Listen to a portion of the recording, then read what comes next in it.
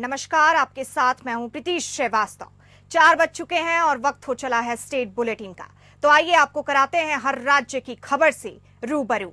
सबसे पहली खबर है बिहार से, जहां सीएम नीतीश कुमार ने नवादा के वारिसलीगंज में सीमेंट ग्राइंडिंग यूनिट की आधारशिला रखी। बिहार औद्योगिक क्षेत्र विकास प्राधिकरण के आयोजित शिलान्यास समारोह में मुख्यमंत्री ने कहा कि अडानी समूह का ये निवेश बिहार के विकास को बढ़ावा देने की हमारी प्रतिबद्धता का प्रमाण है।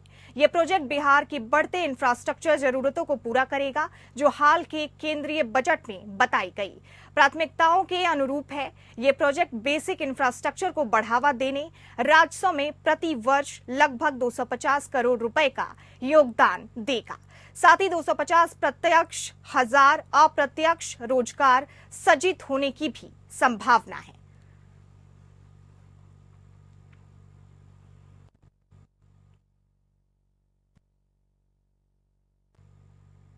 केंद्रीय गृह राज्य मंत्री नित्यानंद राय ने महाराष्ट्र के पूर्व मुख्यमंत्री उद्धव ठाकरे पर निशाना साधते हुए कहा कि उन्होंने जिस प्रकार से बयान दिया वो हिंदू विरोधी है।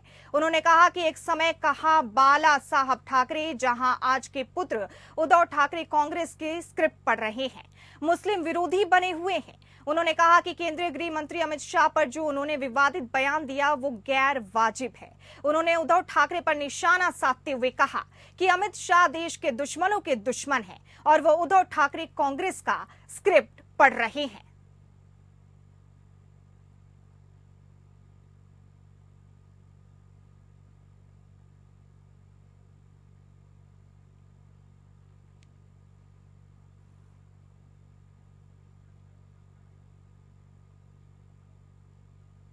अगली खबर है झारखंड से, जहां 25 जुलाई को शुरू हुई मुख्यमंत्री मैया सम्मान योजना में अप्लाई करने का समय हो गया है। 10 अगस्त तक राज्य की महिलाएं मुख्यमंत्री मैया सम्मान योजना का लाभ लेने के लिए अप्लाई कर सकती हैं। इस योजना से लोगों को लाभ दिलाने के लिए सरकार ने विभिन्न ब्लॉक के आंगनबाड़ी केंद्रों सहित पंचायत भवनों में शिविर बनाए हैं, ताकि महिलाएं 10 अगस्त तक अपना रजिस्ट्रेशन करवा सके। ग्रामीण क्षेत्र की महिलाएं जब इसी योजना का लाभ लेने के लिए रजिस्ट्रेशन करवाने कार्यालय पहुंची तो कई महिलाओं को सर्वर डाउन की समस्या से जूझना पड़ा, जिस वजह से कई महिलाओं को रजिस्ट्रेशन कराए बगैर ही वापस लौटना पड़ा।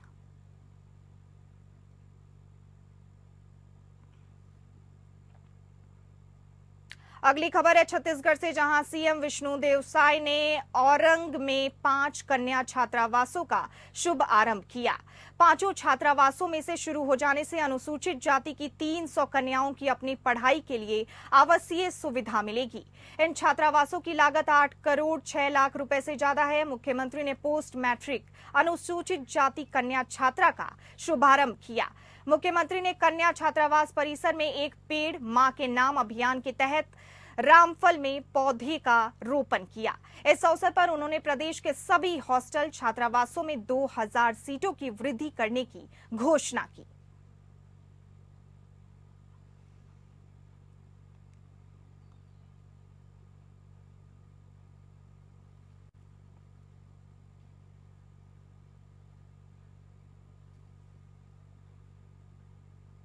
हरेली त्योहार में मुख्यमंत्री निवास छत्तीसगढ़ी व्यंजनों से महक उठा है।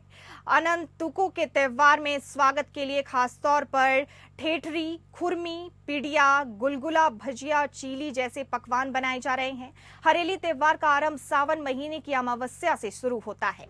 यह त्योहार मानसून में मौसम के आगमन का प्रतीक है, जो खेती के लिए सबसे अनुकूल समय माना जाता है। हरेली का त्योहार का संबंध कृषि से जुड़ा है। इस दिन खेतों में बोनी पूर्ण होने के बाद अच्छी फसल की खास में कृषि व्यंजनों का भी पूजा किया जाता है। हरेली त्योहार में स्वच्छता का भी महत्व है।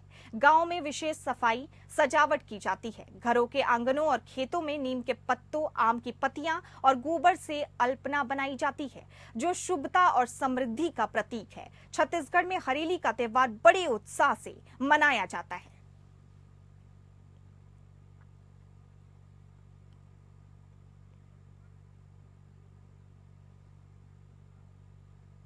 अगली खबर है मध्य प्रदेश से। मध्य प्रदेश के सागर में एक बड़ा हादसा हो गया जिसमें मंदिर के पास की दीवार गिरने से करीब 9 बच्चों की मौत हो गई। मृतकों की उम्र 9 से 19 के बीच बताई जा रही है। वहीं 4 बच्चे घायल हैं जिनकी हालत गंभीर बताई जा रही है। यह घटना रहली विधानसभा के सानौदा थाना क्षेत्र की है। बताया जा रहा है कि शाहपुर के हरदौल मंदिर में शिवलिंग निर्माण और भागवत कथा का आयोजन हो रहा था।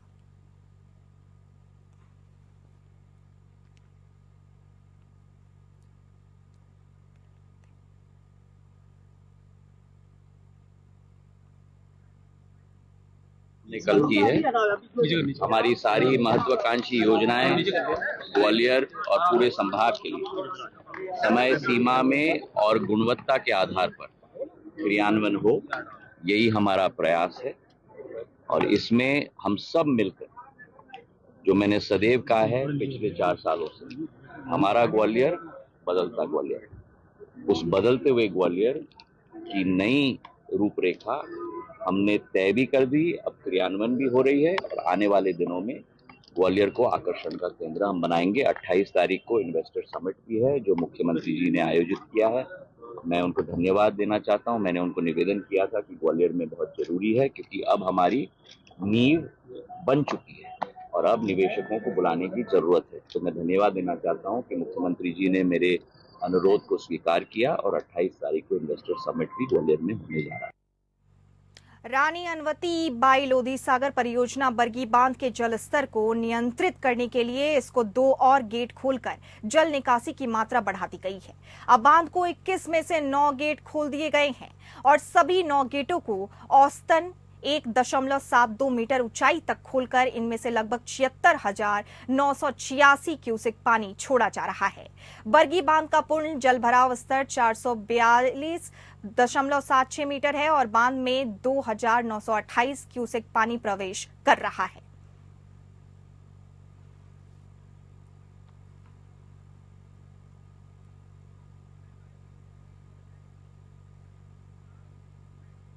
सरकारी सिस्टम में लापरवाही का नजारा तो कई बार देखने को मिलता है। वहीं अब देपालपुर में भ्रष्टाचार की बड़ी धांधली भी देखने को मिल रही है, जहां देपालपुर में शासकीय कन्या उत्कृष्ट उच्चतर मध्यम विद्यालय में 76 लाख रुपए की लागत से बनी प्रयोगशाला की बिल्डिंग 1 साल में ही अपनी बदहाली का बयां कर रही है, क्योंकि इस बिल्डिंग को शुरू हुए 1 साल ही हुए और अभी से ही बिल्डिंग की दीवार में जगह जगह दरारें होने लगी है, तो वहीं कॉलम भी जमीन से जगह छोड़ने लगे हैं।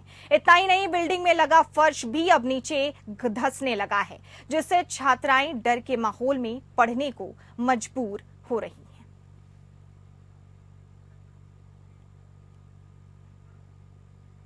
श्रावण मास के शुक्ल पक्ष की तृतीया तिथि को हरियाली अमावस्या मनाई जाती है। हरियाली अमावस्या पर दान, स्नान और पूजा पाठ का विशेष महत्व बताया गया है। इस दिन भगवान शिव के अर्धनारीश्वर स्वरूप की पूजा करने के लिए अखंड सौभाग्य की प्राप्ति होती है। बता दें कि हरियाली अमावस्या पर नर्मदा तट पर श्रद्धालुओं की भीड़ स्नान के लिए जुटी। बारिश होने के बावजूद भी स्नान करने वालों का उत्साह कम नहीं हुआ। नर्मदा हर के जय घोष लगते हुए पानी में भी हजारों नर्मदा भक्तों ने स्नान कर पुण्य लाभ किया। हरियाली अमावस्या पर मां नर्मदा के सेठानी घाट सहित अन्य घाटों पर हजारों श्रद्धालुओं ने नर्मदा में स्नान कर पुण्य लाभ अर्जित किया।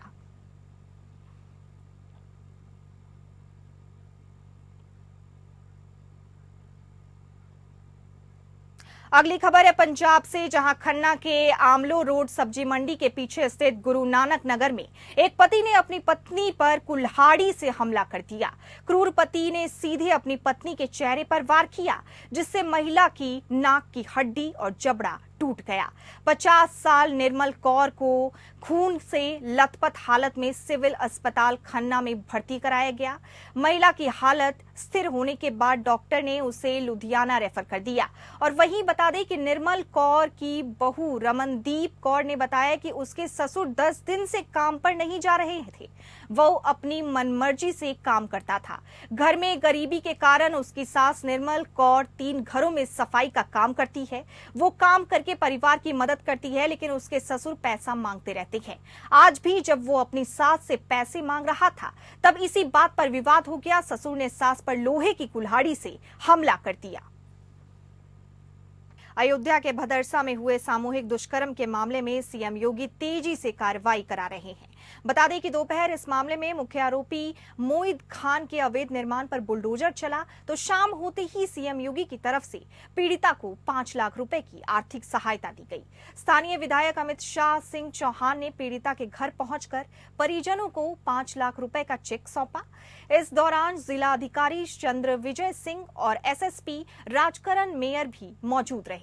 इतना ही नहीं, सीएम योगी की तरफ से पीड़िता की मां को भरोसा दिलाया कि आरोपी के खिलाफ कड़ी कार्रवाई की जाएगी।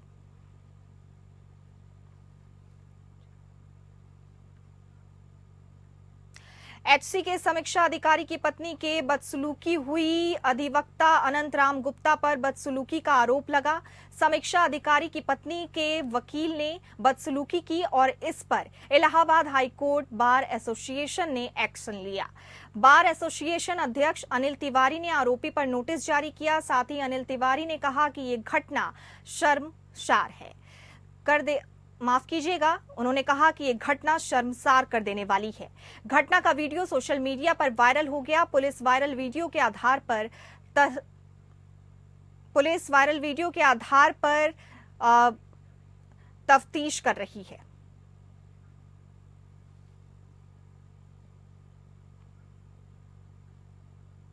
समाजवादी पार्टी के नेता और इटावा विधानसभा से विधायक माता प्रसाद पांडे के नेता प्रतिपक्ष बनाए जाने के बाद सिद्धार्थनगर जिले में प्रथम आगमन पर उनका जोरदार स्वागत किया गया। नगर पालिका बौसी की अध्यक्ष चमन आरा रायनी और पूर्व नगर पालिका अध्यक्ष उनके पति मोहम्मद इर्दिस पटवारी के नेतृत्व में भी भारी संख्या में सपा कार्यकर्ताओं और पदाधिकारियों के नेता प्रतिपक्ष माता प्रसाद पांडे का ढोल नगाड़ों के साथ स्वागत किया। इस मौके पर नेता प्रतिपक्ष माता प्रसाद पांडे ने कहा कि बिना सबके साथ इस प्रदेश या देश का विकास नहीं हो सकता। उन्होंने कहा कि अगर कुछ खास लोगों को टारगेट कर उन्हें परेशान किया जाएगा तो देश की तरक्की नहीं हो सकती। 2027 के चुनाव में मुख्यमंत्री योगी के सपा के सफाचट होने का बयान पर उन्होंने 2024 के चुनाव में भाजपा का ये सफाचट हो गई और 2027 के चुनाव में भी भाजपा सफाचट हो जाएगी, ऐसा कहा।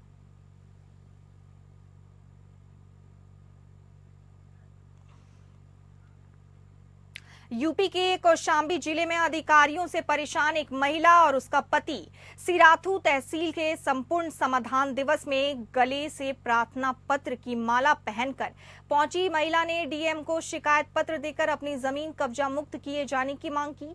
डीएम ने पीड़ित के प्रार्थना पत्र पर राजस्व निरीक्षक से जांच कर जमीन खाली कराने का आदेश दिया। कार्रवाई की रिपोर्ट भी तलब की गई।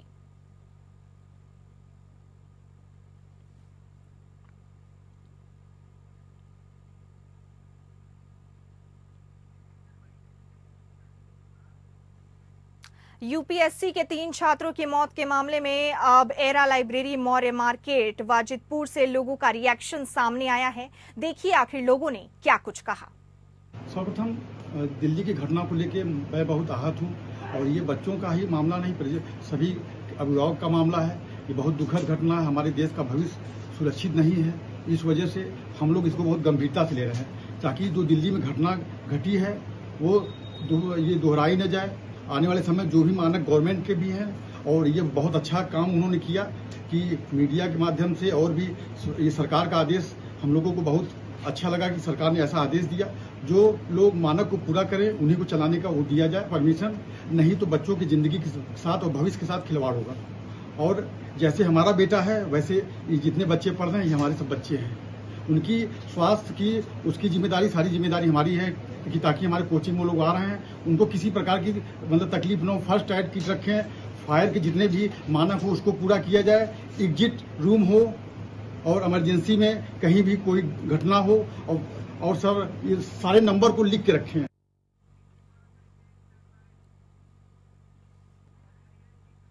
ठीक है। कोतवाली में बेसमेंट में चल रहे हॉस्पिटल पर हुई कार्रवाई। बता दें कि यहां नवजात बच्चों के इलाज के लिए बेसमेंट में एक निजी अस्पताल चल रहा था। वहीं मौके पर पहुंची जिला प्रशासन की टीम ने बेसमेंट की जांच की और जिला मजिस्ट्रेट ने बेसमेंट में चल रहे अस्पताल को सीज करने का निर्देश दिया। बता दें कि पूरा मामला मऊ शहर के ब्रह्मस्थान मोड़ के सामने का है।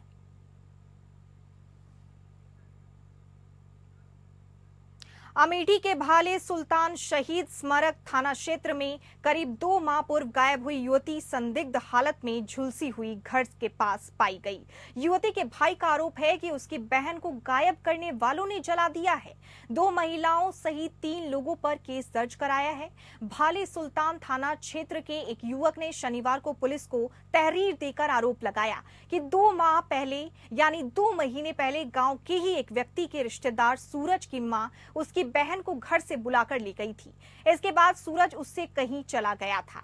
आरोप है कि वहीं एक महिला ने उस पर खौलता हुआ तेल डाल दिया। शुक्रवार को सूरज की मां उसे गंभीर हालत में उसके घर के पास छोड़कर चली गई।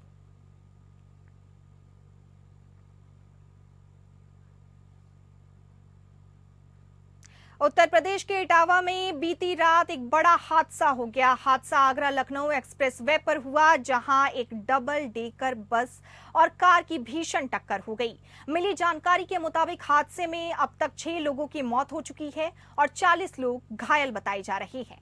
वहीं दूसरी तरफ हादसे पर एसएसपी इटावा संजय कुमार वर्मा ने जानकारी देते हुए बताया कि हादसे में 7 लोग मारे गए हैं। उन्होंने कहा कि रायबरेली से दिल्ली जा रही डबल डेकर बस की रात 12:30 बजे एक कार से टक्कर हो गई। बस में 60 लोग सवार थे, जिनमें से 4 लोगों की मौत हो गई और करीब 20 से 25 लोग घायल हो गए, जिन्हें अस्पताल में भर्ती कराया गया। कार में सवार 3 लोगों को भी मौत हो गई।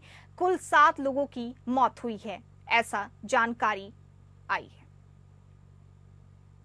लगभग 12:30 पौने 1 के आसपास एक बस जो है, जो डबल डेकर बस है, जो नागालैंड नंबर की बस है, वो रायबरेली से दिल्ली जा रही थी और पौने 1 बजे के आसपास 129 नंबर के जो एक्सप्रेसवे का जो नंबर है किलोमीटर का, उस पर जो है एक सिरोड कंपनी की इंजॉय गाड़ी से उसका टक्कर हो गई।